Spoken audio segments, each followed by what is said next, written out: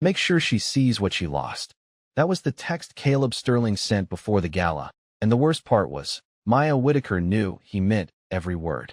The invitation sat on her kitchen table for 3 days before she touched it again. Thick cream paper, gold lettering. Her name printed like an afterthought beneath the title of the event, the Sterling Ventures Annual Charity Gala. Caleb was being honored that night, celebrated by the same people who used to ignore him when his company was just a shaky idea and a borrowed laptop. Maya ran one finger over the edge of the card, then pulled her hand back as if the paper had burned her. 2 years ago, she would have been the woman standing beside him, fixing his tie in the elevator, reminding him to breathe before a speech, whispering, "You've got this," even when she was the one holding everything together. Back then, Caleb called her his anchor. Later, when the money came in and the cameras started turning toward him, anchor became weight. Weight became problem. Problem became ex-wife. Maya let out a small laugh, but there was no humor in it. On the counter beside the invitation, her phone buzzed with a message from her best friend, Tasha. "Please tell me you're not going." Maya stared at the screen for a long moment before typing back, "I have to." A few seconds later, Tasha called. "Girl, no. You do not have to walk into a room full of people who watched him toss you away and then clapped for him." Maya leaned against the sink, looking out at the quiet Brooklyn street below her apartment window. "That's exactly why I have to go." Tasha went silent. She knew that voice. It was not anger. It was the voice Maya used when she had already cried, already prayed, already talked herself out of breaking, and finally found the part of her that refused to bend. Did he really send it himself? Tasha asked. Maya picked up the envelope. Caleb's assistant had addressed it, but the message inside was handwritten. "Hope you can make it. It would be good for everyone to see we've moved on." "He wants me there," Maya said. "Not because he's healed. Not because he's sorry. He wants a witness." A witness to what? To him standing next to Brielle, like she's the upgrade. The name landed heavy between them. Brielle Hart. The woman Caleb once claimed was just a consultant. The woman who started appearing in late meetings, then business dinners, then photographs Maya was never supposed to find. Maya closed her eyes for a second. She could still remember the day Caleb told her she had become too emotional for the world he was building. Too soft. Too quiet. Too tied to the old version of him. As if she had not built that old version with her own hands. As if she had not stayed up until 2 a.m. rewriting pitch decks while he slept. As if she had not drained her savings to keep his first employees paid when the company almost folded. "Maya," Tasha said gently, "you don't owe him your presence." Maya looked at the gala card again. Her thumb paused over 2 small words at the bottom. +1. For the first time that week, her face changed. Not a smile. Not yet. Something calmer than that. Something Caleb would not recognize because he had never understood silence unless he could mistake it for weakness. "No," Maya said softly. "But maybe I owe myself the chance to walk in there without hiding." Tasha exhaled. "Please tell me you're not going alone." Maya turned from the window and looked at the unopened black garment bag hanging on the back of her bedroom door. Then her eyes moved to the business card beside it. Julian Cross. No title. No decoration. Just a name powerful enough to make men like Caleb stand straighter. Maya picked it up between 2 fingers.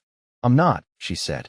And across town, Caleb Sterling was already telling people the night would prove Maya was nothing more than his past. What he did not know was that Maya had stopped being his past the moment he underestimated her future. By 7:30, the ballroom at the Harrington Grand looked like the kind of place Caleb Sterling had spent his whole life trying to enter.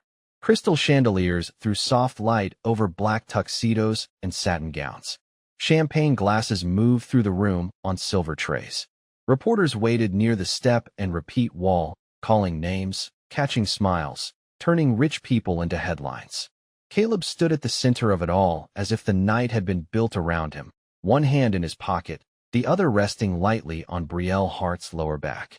Brielle wore a red designer gown and a diamond bracelet bright enough to pull attention from across the room.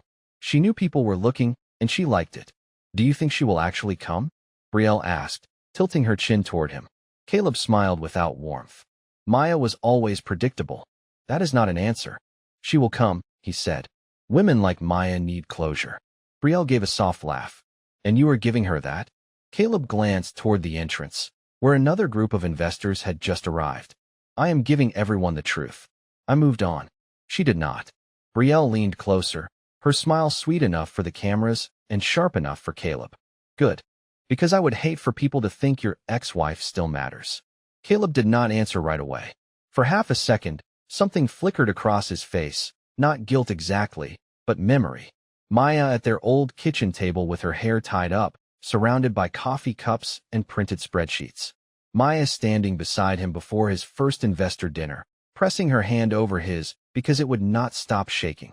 Maya telling him, "You are not alone in this." He pushed the thought away before it could become human. Across the room, a reporter from a business magazine stepped forward. "Mr. Sterling, congratulations on tonight.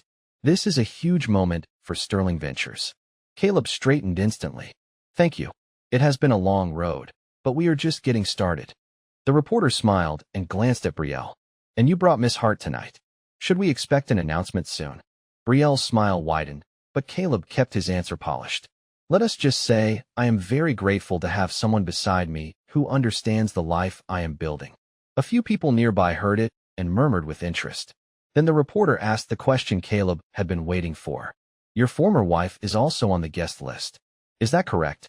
Caleb gave a small, practiced laugh. "Maya and I are part of each other's history. I wish her well." Then he paused, just long enough to make it sting. "But some people belong in your past for a reason." Brielle lowered her eyes, pretending not to enjoy it. Several guests chuckled softly. A camera flashed. Caleb felt the room lean toward him, accepting the story exactly as he had shaped it. And then the noise near the entrance shifted. Not loud, not dramatic, just a sudden break in the rhythm of conversation. Caleb turned. Maya Whitaker had stepped into the ballroom. She wore a deep emerald gown, simple, elegant, with no need to compete for attention. Her hair was swept back from her face, her shoulders straight, her expression calm in a way that made the room uncomfortable. She had heard him. Caleb knew at the moment her eyes met his. For one breath, neither of them moved. Then Brielle slipped her arm tighter through Caleb's and smiled like a woman reaching for a knife made of sugar.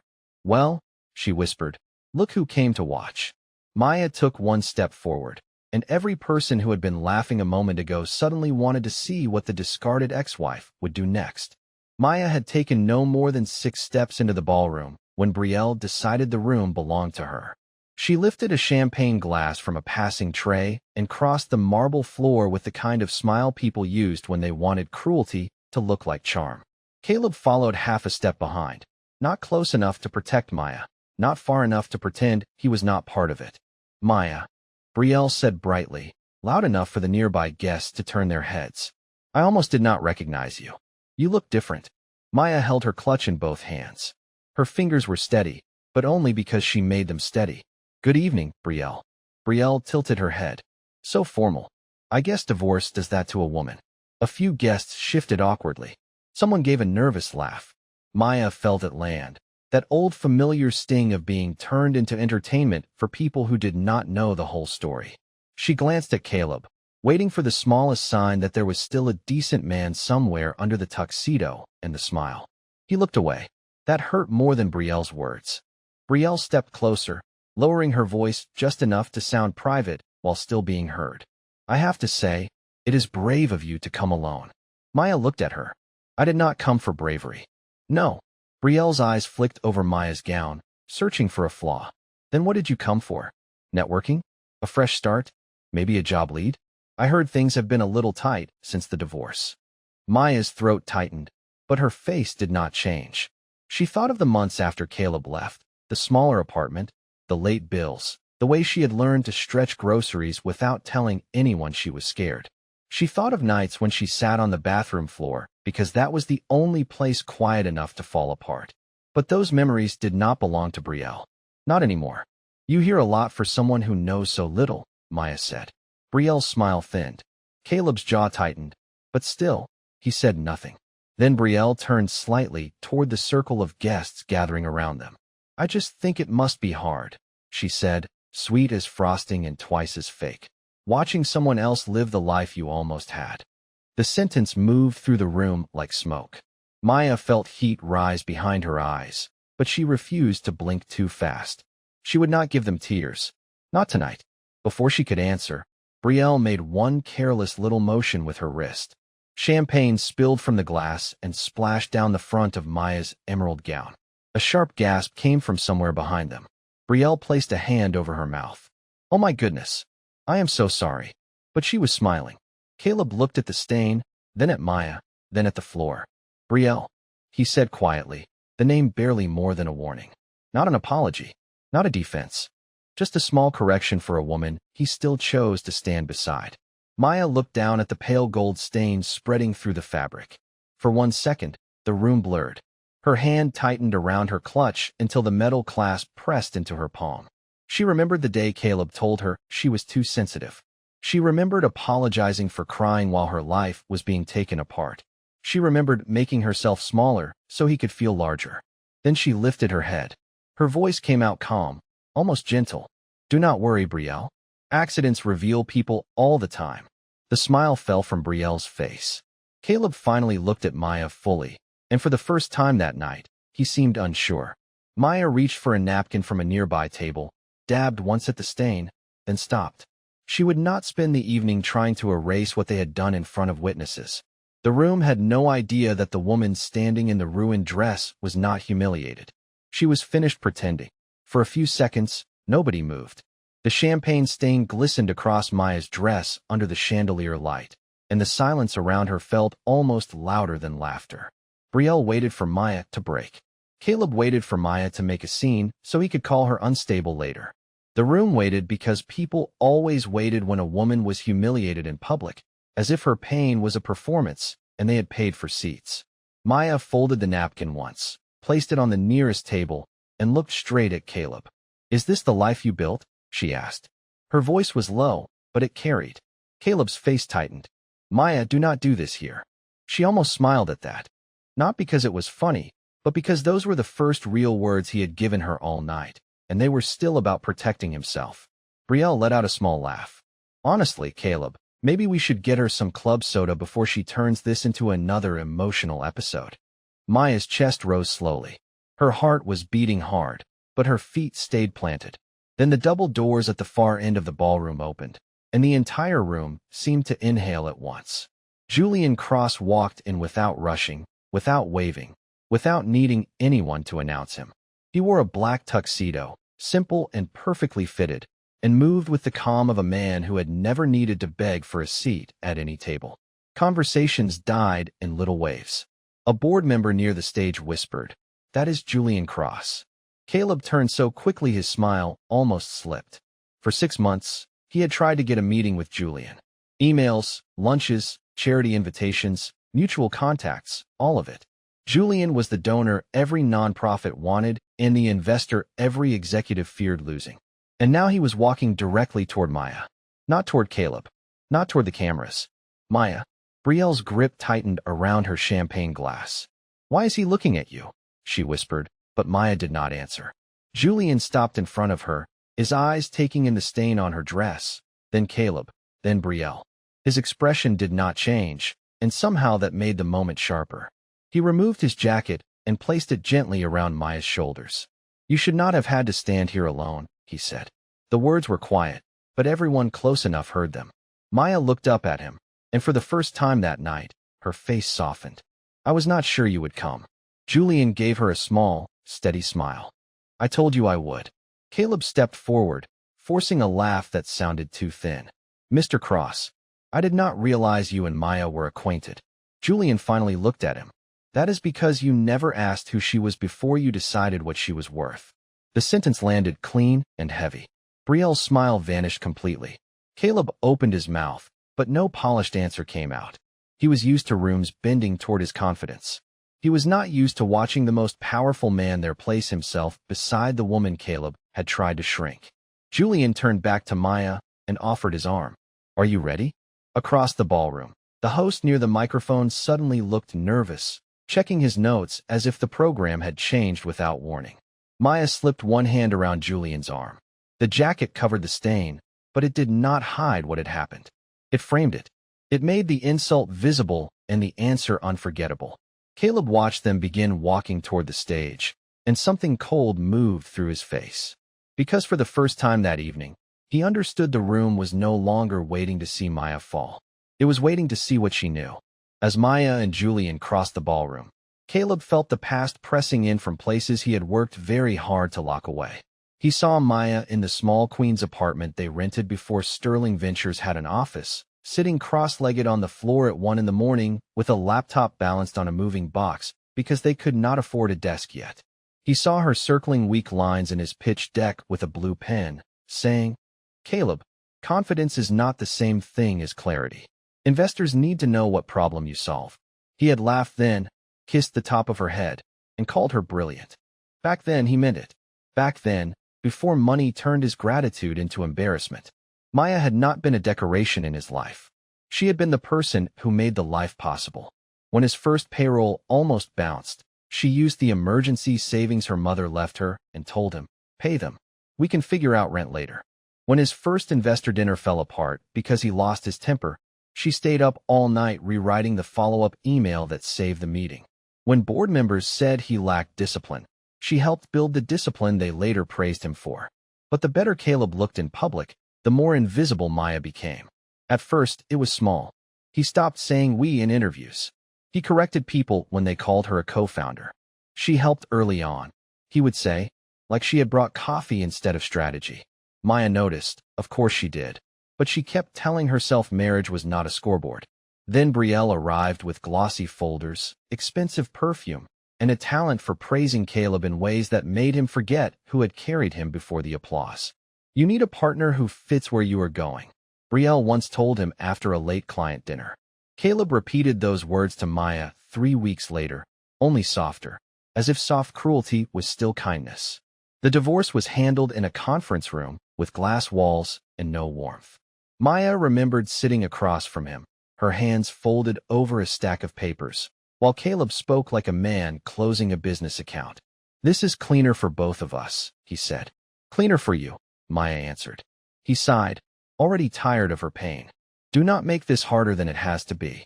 Downstairs, Betrayal waited in his car. Maya saw her through the window when she left the building, pretending to scroll on her phone, pretending she had not helped burn down a home she never built. That night, Maya packed her clothes into 2 suitcases. But she did not leave empty-handed. Caleb had forgotten she was the one who organized everything when the company was young. Every contract, every investor email, every early draft, every receipt, every promise made before his name became valuable enough for him to rewrite the story. Maya did not take them for revenge. Not then. She took them because somewhere deep down, beneath the heartbreak, a quiet voice told her the truth might matter one day. Now, 2 years later, standing near the gala stage with Julian's jacket around her shoulders, that day had come. The host adjusted the microphone, pale and uncertain. Caleb moved quickly toward them. "Maya," he said under his breath, "whatever you think you are doing, stop." She turned to him slowly. For once, her eyes held no pleading. "I stopped a long time ago, Caleb. You just did not notice because you were too busy clapping for yourself." Julian looked toward the projection screen as the lights began to dim. And Caleb finally understood that Maya had not come to explain her pain. She had come with proof. The lights dimmed before Caleb could reach the microphone, and that alone made him panic. He was a man who liked rooms bright, controlled, and pointed in his direction. But now the ballroom had gone still, and every face turned toward the giant screen behind the stage. Betrayal hurried to Caleb's side, her voice tight behind her smile. "What is this?" Caleb did not answer because he did not know. Julian stepped to the microphone with the same calm he had carried into the room.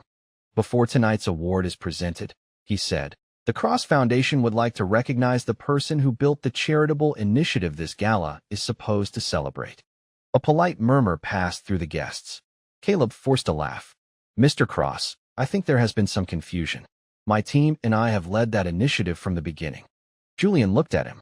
"Your team, yes. You know." The screen changed. The first image appeared, an old email from 4 years earlier. Maya Whitaker's name sat clearly at the top. Subject line, Community Equity Fund, first draft. Below it were pages of careful planning, neighborhood outreach, small business grants, school partnerships, and donor structures. Caleb felt his stomach drop.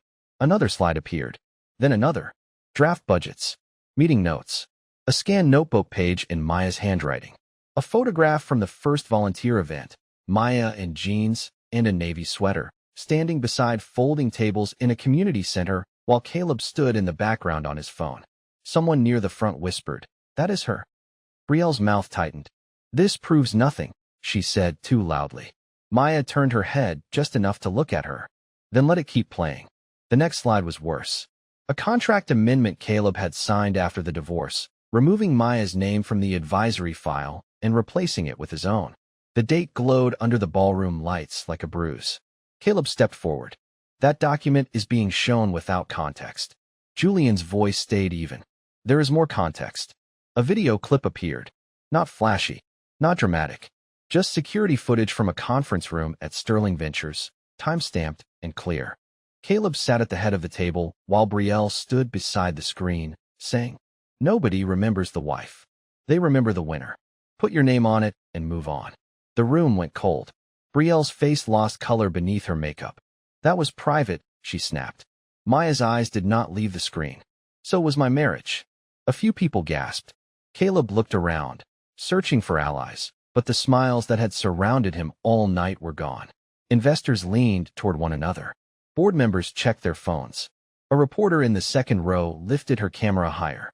Julian continued. The Cross Foundation reviewed the original files, donor correspondence, and legal records. Maya Whitaker was not a footnote in this project. She was the architect. Caleb's hands curled at his sides. "Maya, tell him to stop." That was when she finally stepped to the microphone. Her voice was steady, not loud, not bitter, and somehow that made every word cut deeper. "For years, I let you call my work support. I let you call my ideas help. I let you call my silence peace." She looked at Caleb, then at Brielle. "That was my mistake." Brielle tried one last time to laugh. "So what is this, Maya? You found a billionaire, and suddenly you are brave." Julian's expression sharpened, but Maya lifted a hand slightly, stopping him without looking. She did not need him to answer for her. "No, Brielle," Maya said. "I found the truth." He just made sure the room could not ignore it. And in that moment, Brielle realized the mistake she had made was not spilling champagne. It was assuming the woman she humiliated had come unprepared. The ballroom did not turn on Caleb all at once. It happened in small, painful pieces. First, the laughter disappeared. Then the polite smiles. Then the little nods from men who used to shake his hand like he was the future. A board member near the front leaned over to another and whispered something Caleb could not hear, but he saw the answer in the other man's face. Concern, distance, calculation. The kind of expression people wore when they were deciding how quickly to step away from a falling name. Caleb reached for the microphone, but the host moved it back without thinking. That tiny motion embarrassed him more than shouting would have. "This is ridiculous," Caleb said, forcing his voice to stay smooth. "You are all seeing selected material from years ago. Maya helped. Yes, but every founder has support." Maya looked at him with a sadness so calm it almost looked like mercy. Support does not sign grant frameworks. Support does not build donor pipelines. Support does not get erased after a divorce. A murmur rolled through the room. Someone said, "She is right." Someone else muttered, "I knew something was off." Brielle stepped forward, trying to reclaim the spotlight before it left her forever. "This is a personal attack dressed up as some moral speech," she said. "Maya is bitter. She came here to embarrass us because she cannot move on." Maya's hand tightened once around the edge of Julian's jacket, then relaxed. She did not answer Brielle right away. She looked at Caleb instead. "Tell them I am lying." Caleb's jaw worked, but no words came. The screen behind them still held the contract amendment with his signature glowing under the date. Julian nodded once to a woman in a navy suit near the stage. She stepped forward with a tablet in her hand. "I am Elise Monroe, counsel for the Cross Foundation," she said. "Copies of these documents have already been sent to Sterling Ventures Board, the Foundation Committee, and the State Charity Bureau for review." That was when the room truly shifted. Phones came out. Reporters stopped pretending they were only observing. One investor walked away from his table and took a call near the exit. Caleb saw it and felt the floor of his life tilt beneath him. "Maya," he said, and the way he said her name was almost familiar. Softer, smaller. "My wife and I need a moment." The words hung in the air. Maya turned her head slowly. For a second, the whole room seemed to hold its breath. "Ex-wife," she said. "You made sure of that." A few people gasped. Not because she was loud. She was not. Because the truth, spoken quietly, can make a room feel ashamed of itself. Caleb's face reddened. Brielle looked at him, waiting for him to defend her, but his eyes were on Maya now, full of the fear he should have felt the day he signed those papers. I did not erase you, he said. Maya gave a small, tired shake of her head. No, Caleb. You tried. There is a difference. Julian stayed beside her, silent, not stealing her moment. That made it worse for Caleb. No one could say Maya was being carried by a powerful man. She was standing on facts, and everyone could see it. Then Caleb's phone began to buzz in his pocket. Once, twice, again and again. He pulled it out with shaking hands. Board chair, chief financial officer, legal. Brielle saw the names and whispered, fix this. Caleb looked at the woman he had chosen and then at the woman he had discarded. For the first time, he seemed to understand which one had known how to build a life and which one had only known how to pose inside it. Maya turned away from him and faced the guests. I did not come here to ruin a celebration, she said. I came because my name was taken from something I built, and I was done being polite about theft. The applause did not start loudly. It began with one person near the back, then another, then a row of people who had finally found the courage to stand on the right side after watching the wrong one for too long. Caleb stood frozen beneath the chandeliers, surrounded by all the wealth he thought would protect him. But in that room, money could not soften the truth. And the truth had just changed sides. Caleb followed Maya out of the ballroom before the applause had fully faded, moving fast enough to look desperate, but not fast enough to catch her before she reached the quiet hallway near the coat check. The music behind them sounded muffled now, like it belonged to another life. Maya stopped only because she chose to, not because he called her name. Julian remained a few steps back, close enough to be present, far enough to let her stand on her own. Caleb noticed that, and it bothered him more than he wanted to admit. Maya, please, he said, lowering his voice. Can we talk like adults for 5 minutes? She turned slowly. Now you want a conversation. He swallowed, glancing toward the ballroom doors as his phone buzzed again in his hand. This has gone too far. Maya looked at the screen lighting up with missed calls. No, Caleb. This is just the first time it reached you. His face tightened. I made mistakes. I am not denying that. You denied it for 2 years. Because I was angry, he said quickly. Because I was under pressure. The company was growing. The board was pushing me. Brielle was in my ear every day telling me what I needed to become. Maya stared at him, almost amazed by how easily he found another woman to blame for choices he had signed with his own hand. Brielle did not make you erase my name. Caleb ran a hand over his mouth. She did not understand what we had. Neither did you. The words landed softly, but he flinched anyway. For a moment, the confident man from the stage was gone, and Maya could see the younger version of him underneath. The one who once feared failure so badly, he let ambition dress itself up as survival. But seeing the wound did not mean she had to step inside it again. I loved you, Caleb said. Maya's throat tightened before she could stop it. Not because she believed him now, but because once, those words would have saved her whole day. Once, she would have folded herself around them and called it hope. You loved what I gave you, she said. You loved the calm house, the finished emails, the second chances, the woman who made you feel like a better man than you were willing to be. Caleb looked away. That is not fair. No, Maya said. What was not fair was you standing beside Brielle while she poured champagne on me, then telling me not to make a scene. His eyes filled with something close to shame, but shame was late. Shame always arrived after the damage became expensive. I should have stopped her, he whispered. Maya nodded once. Yes, you should have. But you did not, because part of you enjoyed seeing me small. Caleb had no answer. Behind him, the ballroom doors opened and Brielle appeared with 2 security staff near her, her smile gone, her voice sharp and frightened. Caleb, the board is asking for you. Legal is on the phone. Do something. Caleb turned toward her, then back to Maya, torn between the woman who had helped build him and the woman who had helped expose him. Maya saw the choice on his face and felt nothing but exhaustion. Go, she said. Your life is calling. Maya, do not leave like this. She stepped closer, close enough that he could hear every word without the hallway needing to. You did not lose me tonight, Caleb. You lost me the day you watched me break and decided it was convenient. Then she walked past him toward Julian, her shoulders steady beneath his jacket. Caleb stood in the hallway with his phone ringing, Brielle demanding, and the life he had chosen unraveling one call at a time. When Maya walked back into the ballroom, the applause had faded into something quieter, something more honest. People were no longer clapping because a screen told them to. They were watching her the way they should have watched her years ago, like a woman whose name mattered before a powerful man confirmed it. Julian returned to the microphone, but he did not stand in front of her. He stood beside her. "Effective tonight," he said. "The Cross Foundation is ending its partnership with Sterling Ventures. The Community Equity Fund will continue under independent leadership, with Maya Whitaker as its executive director." The room broke open again, not with shock this time, but recognition. Maya stepped forward slowly.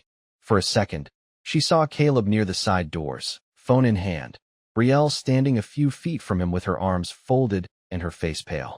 They looked smaller from a distance. Not poor, not powerless, just exposed. Maya touched the microphone. "I used to think silence was dignity," she said. "Sometimes it is. But sometimes silence is what people count on when they take what is yours." No one moved. "I did not come here to punish anyone. I came here because work matters. Names matter. The truth matters. And no woman should have to lose everything just to prove she was there from the beginning." Her voice trembled once, but it did not break. Somewhere near the back, a young black woman wiped her eyes. An older man nodded slowly, like the words had found an old regret in him too. Maya looked across the room, not at Caleb, but past him, toward the door she had entered through alone. "For a long time, I thought being discarded meant I had failed. But being discarded by someone who never valued you is not failure. Sometimes it is freedom arriving in a form you did not ask for." Julian smiled softly beside her. Caleb lowered his eyes. Brielle left before the final applause began. Maya did not watch her go. She was done measuring her worth against the people who had misunderstood it. Later, outside under the cold Manhattan air, Julian handed Maya her coat. "You okay?" he asked.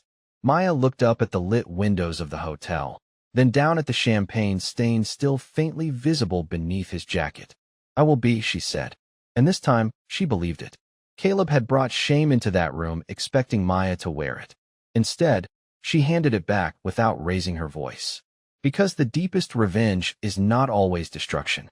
Sometimes it is standing whole in the place where someone tried to make you disappear, saying your own name clearly, and leaving with your future still in your hands.